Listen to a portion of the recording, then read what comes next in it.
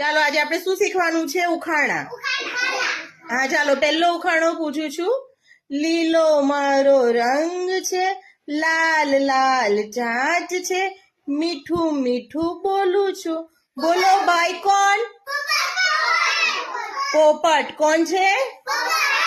પોપટ. પોપટનો રંગ કેવો હોય? લીલો. ચાંચ કેવી હોય? લાલ. અને પોપટ કેવું બોલે? મીઠું મીઠું. સરસ. ચાલો પછી બીજો ઉખાણો. બરાબર.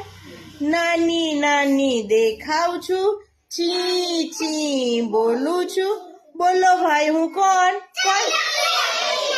સરસ. કોણ છે? ચકલી કેવું બોલે? ચી ચી.